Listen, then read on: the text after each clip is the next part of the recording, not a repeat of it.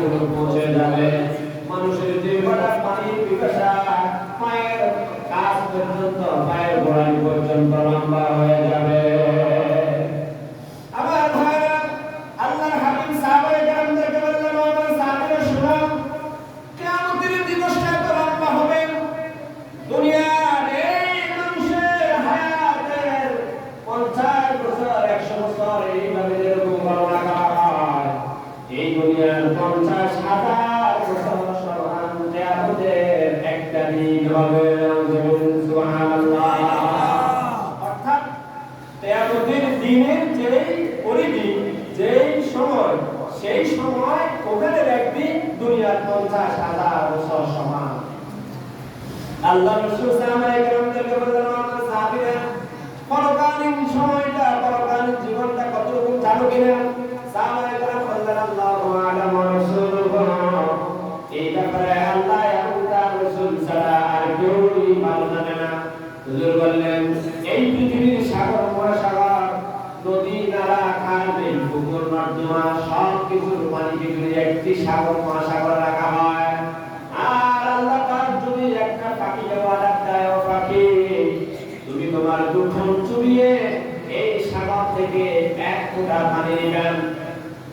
এই পৃথিবীর সাগর মহাসাগর, নদী নালা পুকুর নর্দমা সবকিছুর পানি যদি একটা সাগর বা মহাসাগরে রাখা হয়, আর আল্লাহ পাক একটা পাখিকে যদি অর্ডার দেয়, পাখি তুমি তোমার দুখন চুবিয়ে এই সাগর থেকে পানি নিবে।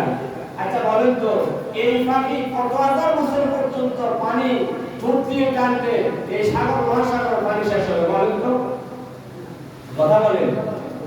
এই পৃথিবীর পরিধি হলো 52 কোটি বর্গ মাইল। এই পৃথিবীর পরিধি কত? 52 কোটি বর্গ মাইল। এর ভিতরে মাত্র 13 কোটি বর্গ মাইল হলো স্থলভাগ। কত কোটি?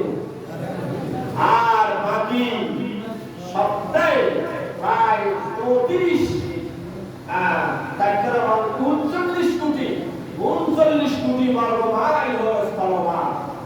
এই 39 কোটি বর্গ মাইলের স্থলভাগের সব পানিগুলি যদি একটি মহাসমুদ্রে রাখা হয়, একটা পানিকে যদি অর্ডার দেয়, পাখি তুমি তোমার ঠোঁট চুবিয়ে পানি নিবে এখান থেকে, হুজুর বলতেছে সাহাবায়ে কেরামদেরকে, মুসলিম শরীফের ভিতরে এসেছে, পাখি পানি নিতে নিতে নিতে নিতে সাগর মহাসাগরের জমাকৃত পানি শেষ হয়ে যাবে। কিয়ামতের যে হায়াত, পরকালীন যে হায়াত, এই হায়াত শেষ হবে না। আল্লাহ পাক বললেন, ওয়াল আখিরাতু খায়রুন ওয়া আবকা, আখিরাতের জীবন হলো সেরা এবং স্থায়ী। ওয়াল আখিরাতু খায়রুন লিল মুত্তাকিন, আখিরাতের জীবনটা সেরা, তাই হচ্ছে মুত্তাকিদের জন্য। সাহাবায়ে কেরাম নৈরাশ হয়ে গেল, সাহাবায়ে কেরাম হতাশ হয়ে গেল, চোখ বেয়ে দাড়ি মোবারক ভিজিয়ে পানি পড়তেছে, কান্না করেন। হুজুর বললেন, আমার সাহাবীরা, হতাশ হয়ে না, কান্নাকাটি করিও না। তোমরা যারা আমি নবীর প্রতি ঈমান এনেছ, কোরআন শরীফ মানো, আমি নবীকে মানো, জীবনের প্রতিটি ক্ষেত্রে এক আল্লাহই মানো, বিশ্ব নবীর তরিকা মানো, তোমাদের জন্য হাসরের ময়দানের সময়টা হবে সালাতুল যুহর থেকে আসর পর্যন্ত। সুবহানাল্লাহ। আরে কাফিরদের জন্য হবে 50,000 বছর সমান।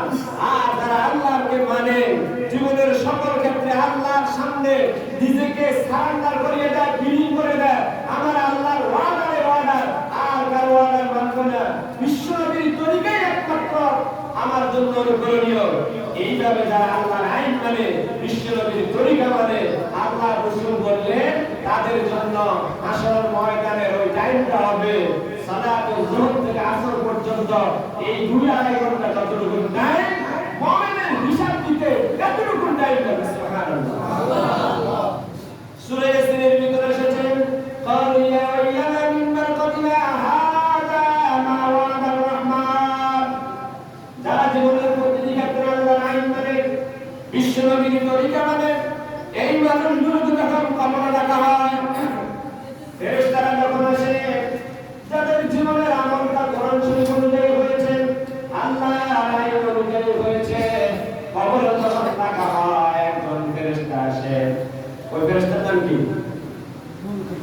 কবরে যে ফেরেশতা আমার আপনার সুয়াল জবাব করবে, ফেরেশতার নাম কি? এই মুনকার নাকির যখন আমাকে আপনাকে প্রশ্ন করার জন্য আসবেন, তিনি চারদিক থেকে বাধার সম্মুখীন হবে, প্রতিরোধের সম্মুখীন হবেন। চারদিক থেকে কোরআন শরীফ বাধা দিবে। হাদিস শরীফের ভিতরে এসেছে 33 বছর বয়সের এক যুবক, বেহেশতের 33 বছরের এক যুবক কবরের ভিতরে আপনার পাশে এসে দাঁড়িয়ে বলবে, অমুনকার নাকির তুমি এই লোকটাকে প্রশ্ন করার অধিকার নাই, এই লোকটাকে কোনো সুয়াল করতে পারবে না, সব প্রশ্ন তুমি আমাকে করো। মুনকার নাকির বলবে, এই লোকটাকে কোনো প্রশ্ন করার অধিকার তোমার নাই, এই লোকটাকে কোনো প্রশ্ন করার জবাব দেওয়ার অধিকার তোমার নাই, যা করার আমাকে করো। মুনকার নাকির রব্বুল আলামিনের কাছে বলবে, রব্বুল আলামিন, তোমার এক বান্দা কবরস্থ করা হলো, তাকে আমি প্রশ্ন করব, কিন্তু সুদর্শন সুযমক এক নওজোয়ান আমাকে বাধা দিচ্ছে, আমাকে বলতেছে সব প্রশ্নের জবাব নাকি সে দিবে। রব্বুল আলামিন বলবে, ওই লোকটা কোনো সাধারণ মানুষ নয়, ওই লোকটা হলো আমি কোরআন। আমার এই বান্দা দুনিয়াতে আমার আইনের বাইরে, কোরআন শরীফের বাইরে কোনো কাজ করে নাই, সুতরাং দুনিয়াতে যা কষ্ট করার পেয়েছে পরকালে তার আর কোনো কষ্ট করা লাগবে না, ওই কোরআন শরীফ তোমার সকল কষ্টের জবাব দিয়ে দিবে। সুবহানাল্লাহ। তাহলে কোরআন শরীফ আমার আপনার প্রয়োজন আছে কিনা? কোরআন শরীফে যখন বলবে তুমি এখান থেকে যাও, কোরআন শরীফ বলবে আমি যাব না, তা প্রশ্ন করা আমাকে প্রশ্ন করা। কোরআন শরীফকে প্রশ্ন করার দরকার আছে, উপরের থেকে তো অর্ডার হয়ে গেল। আল্লাহ রাব্বুল আলামিন ফেরেশতাদেরকে অর্ডার দিয়ে দিবেন, নমকানোর রস আমার এই বান্দাকে জান্নাতের পরিবেশ, জান্নাতের পোশাক পরায়া, জান্নাতের গান শান লাগায়া তাকে ঘুম পড়ায়া দাও। হাদিসের ভিতরে এসেছে নামুদুল্লাহ যেরকম বাসর সজ্জায় আরামে আনন্দ ফুর্তিতে ঘুমায়, জান্নাতের ভিতরে আল্লাহর বান্দা ঘুমাইতে থাকবে। সুবহানাল্লাহ। পৃথিবীর সব মানুষের মৌত হয়ে যাবে, কিয়ামত সংঘটিত হয়ে যাবে, ফেরেশতারা যখন আসবে তাকে নেওয়ার জন্য, তখন সে বলবে কলিয়া ওয়াইলানা মাসানা লিল কদিনা, কি হলো মাত্র এইটুকু বললাম, এখনো তো ঘুমটা পড়ে নাই, কে আমার ডাক দিল আমাদেরকে? আল্লাহ পাক জবাব দিয়ে বলবে কালু ইয়া ওয়াইলানা মাসানা লিল কদিনা হাদা মা ওয়াদার রহমান। সুবহানাল্লাহ।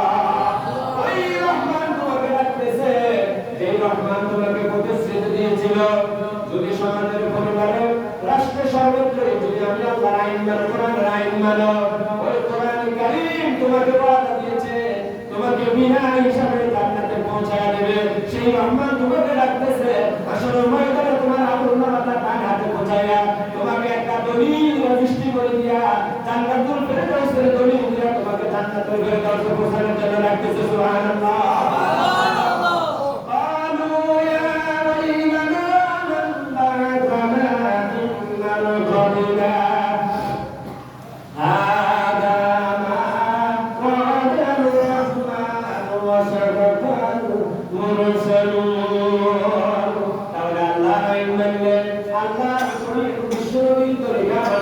বিনা হিসাবে জান্নাতে যাইতে কোনো অসুবিধা হবে না। সুবহানাল্লাহ। কিন্তু কিয়ামতের দিন কিছু মানুষ আফসোস করবে, তারা বলবে কালু ইয়া লাইতানা আতা'না আল্লাহ ওয়া আতা'না রাসূলা। এটা আঙ্গুল কামড়া বলল আফসোস আফসোস। ওলামায়ে কেরাম একই বলেছিল, বিশ্ববিদ্যালয় গ্রহণ করার জন্য, আল্লাহর আইন মানার জন্য আমরা তো নেতাদের পিছনে দৌড়িয়েছিলাম, এক পক্ষ বঙ্গবন্ধুর পিছনে দৌড়িয়েছিল, এক পক্ষ রহমানের আদর্শ দিকে দৌড়িয়েছিল, এক পক্ষ কালমার সেলিম পরিষদের প্রত্যেকটা একদল সিনের আদর্শকে বাস্তবায়ন করার জন্য সেদিকে দৌড়িয়েছিল, একদল ট্রাম্পের আদর্শ, জো বাইডেনের আদর্শ বাংলাদেশে বাস্তবায়ন করার জন্য দৌড়িয়েছিল। কিন্তু ওলামায়ে কেরাম আমাদেরকে কোরআন শরীফ দিয়ে বিশ্বের আদর্শের দিকে লেগেছিল।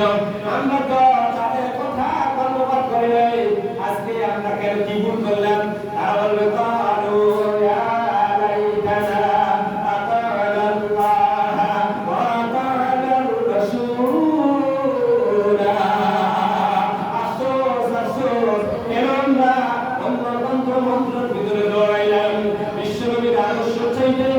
বিলাল